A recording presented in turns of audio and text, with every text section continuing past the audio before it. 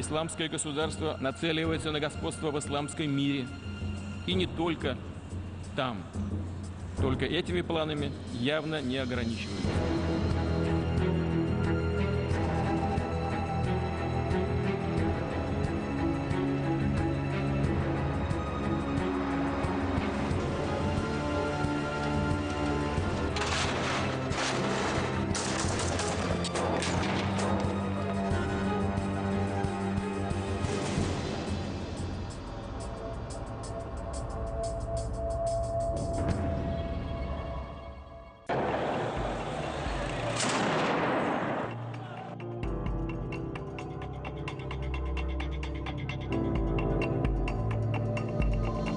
We have to acknowledge this is a total failure.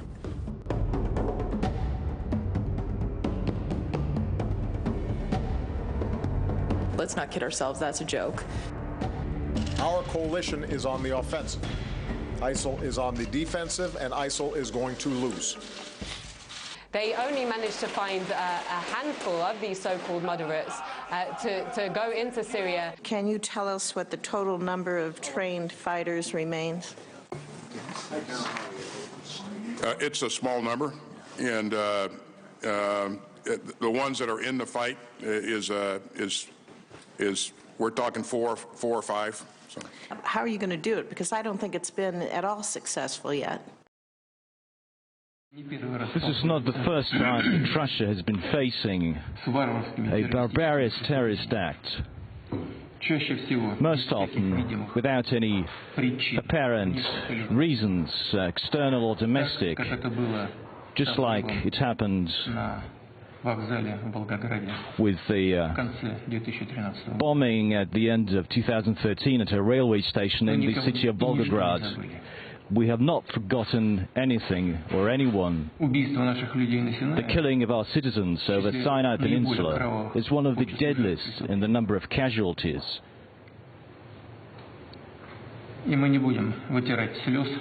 And the tears will forever remain in our hearts and minds. But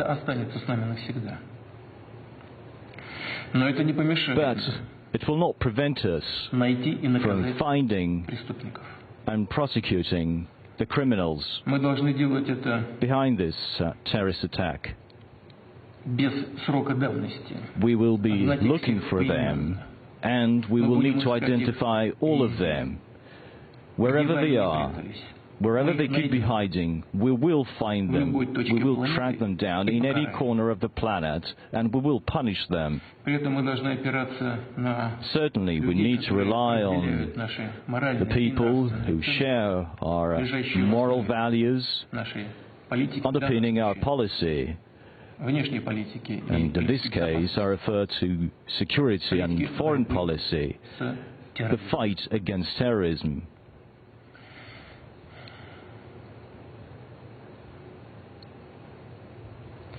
And our combat mission of the Air Force in Syria needs to be continued. And more than that, it needs to be intensified in a way to make sure that the criminals should realize that punishment would come. And I would like to instruct the Defense Ministry and the General Staff to submit their proposals on this issue.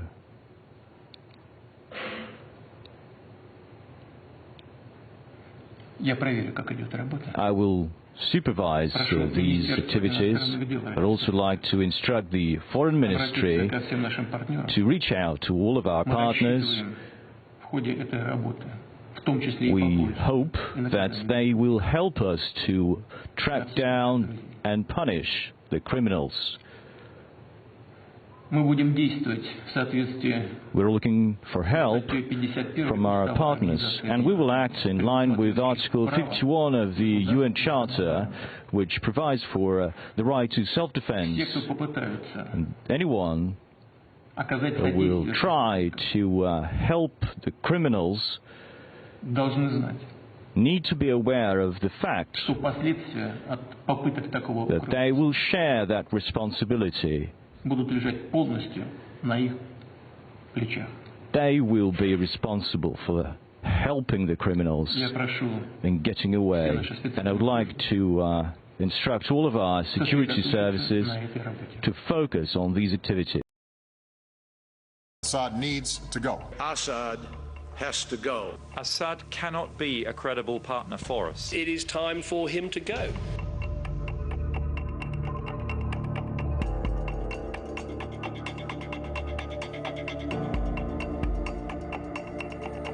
He definitely has to be part of the negotiations. Political resolution can only come about through negotiation.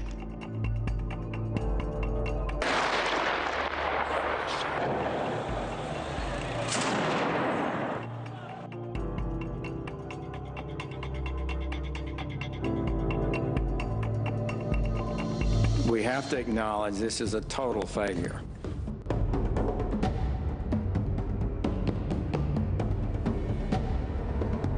Let's not kid ourselves, that's a joke.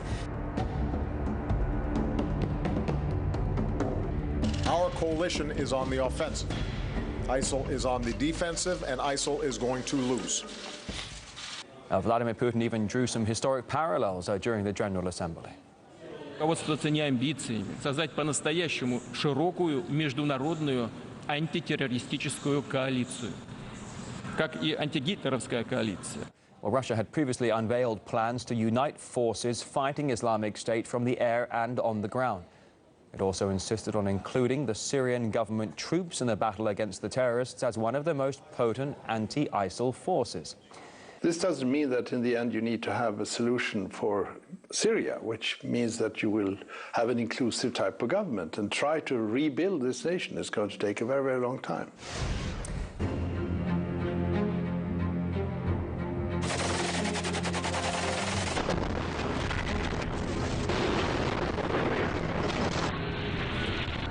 Исламское государство нацеливается на господство в исламском мире.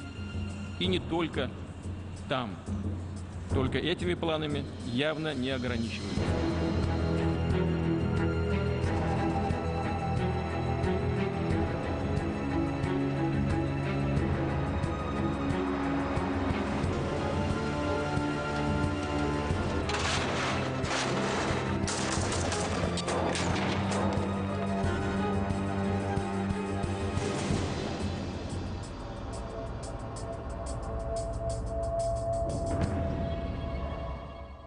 Welcome back. You're watching RT International. Washington must not dictate how the EU builds ties with Russia. That's according to the president of the European Commission, Jean-Claude Juncker. Man muss die Russen einfach, ich sage das mal so plump, anständig behandeln.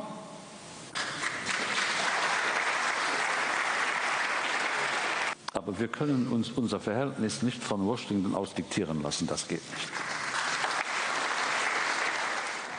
RT's Laura Smith has more on how the mood between Moscow and Brussels might soon change. Well, it certainly looks like part of a general thawing. Last week, we saw the meeting of the Normandy 4 in Paris, which ended on a positive note, discussions about Ukraine there. And now Juncker talks of this almost conscious uncoupling from Washington. How will it develop? Well, there's certainly a feeling that there was pressure on the European Union to place sanctions on Russia over Ukraine. And in fact, even the US itself admits it. Let's hear that. It is true. They did not want to do that. But again, it was America's leadership and the President of the United States insisting, oftentimes almost having to embarrass Europe to stand up and take economic hits to impose costs. Well, we now know that those sanctions have proven to be bad for both parties, bad for the Russian economy, obviously, but also for individual EU member states, which have both lost trade as a result of the sanctions and as a result of Russia's counter-sanctions. So this really marks a turning point in attitude, at least. Und deshalb muss man sich ein korrekteres Verhältnis zu Russland bemühen. Das ist nicht sehr sexy, aber das muss sein. Wir können so nicht weitermachen. So So it's necessary, says Juncker. Now, these sanctions on Russia are up for renewal towards the end of the year. The question is, could this rapprochement mean a rethink?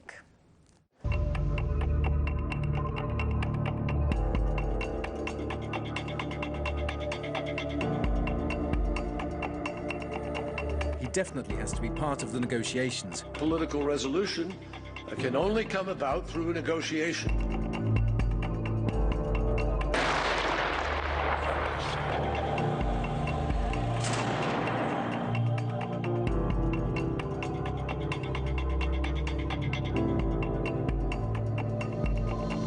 We have to acknowledge this is a total failure.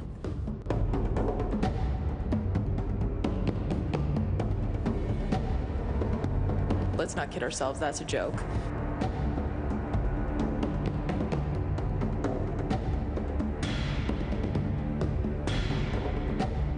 Our coalition is on the offensive.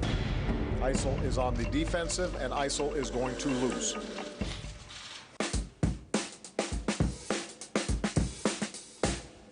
You can't continue to double down on a strategy that's doomed to failure.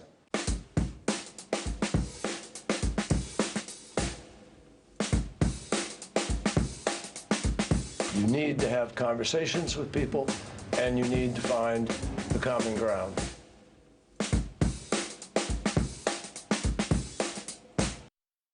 Well, Russia has been long pushing for a broad coalition of ground troops and airstrikes to battle the terrorists in Syria. Vladimir Putin even drew some historic parallels during the General Assembly. Руководствоваться не амбициями, создать по-настоящему широкую международную антитеррористическую коалицию, как и антигитлеровская коалиция. Well, Russia had previously unveiled plans to unite forces fighting Islamic State from the air and on the ground. It also insisted on including the Syrian government troops in the battle against the terrorists as one of the most potent anti-ISIL forces. Now, Russia's plan was raised during the meeting of Russia's president and his American counterpart. No specific arrangements were revealed, but both countries acknowledged they do have common grounds in the fight against Islamic State. Now, in an interview with RT Arabic, the Iraqi foreign minister said that new countries joining the fight against ISIS is a very positive move. The more countries take part in the fight against terrorism, the better, especially if it's countries that have been affected by terrorism themselves. Terrorism is like fire. It spreads across borders. It's already spread from Syria to Iraq and can spread further. That's why it's important to consolidate the international effort against terrorism. We feel that we can't cooperate with states that support terrorism or prepares and finances fighters. It has been more than a year since the US-led coalition began bombing Islamic State targets in Syria, but the airstrikes have had very little effect. The terrorist group has been gradually expanding its grip on Syrian territory over the past 12 months. And Jan Eliasson, the Deputy Secretary General of the United Nations, told our Oksana Boyka that Islamic State was allowed to become the threat it is today. What I found a bit disturbing was that for a long time ISIS was allowed to build up their own resources inside the country. They were pretty much left at peace in the Raqqa province, created their own caliphates within Syria, and the fighting was mostly against smaller, more moderate groups. Now these groups are gone, and the other group has grown into a monster. Now we are at this stage, and of course when it has grown into this size, so well organized, militarily significant, and using the most horrific methods, almost competing in brutality between themselves, then we have to take this seriously. And this doesn't mean that in the end you need to have a solution for Syria, which means that you will have an inclusive type of government and try to rebuild this nation. It's going to take a very, very long time. Right, let's now use the country's air force in Syria, with Islamic State named by Moscow as a threat to its national interests. And the Russian move has been welcomed by the Syrian government. Moscow was earlier asked by Damascus for more help in the fight against terrorists.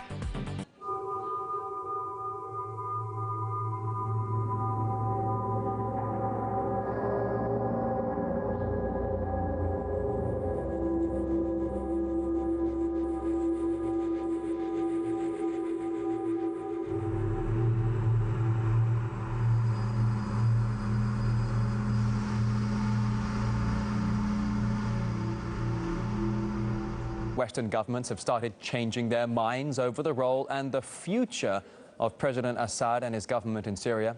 So we could be looking at a big change in a, well, ultimately Western strategy on Syria.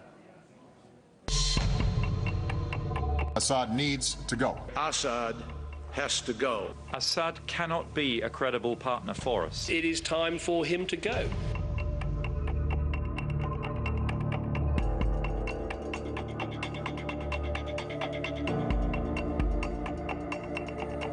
He definitely has to be part of the negotiations. Political resolution can only come about through a negotiation.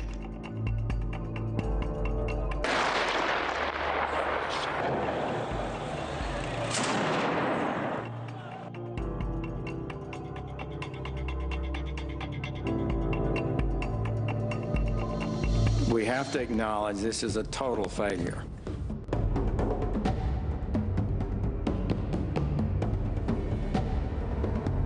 Let's not kid ourselves, that's a joke.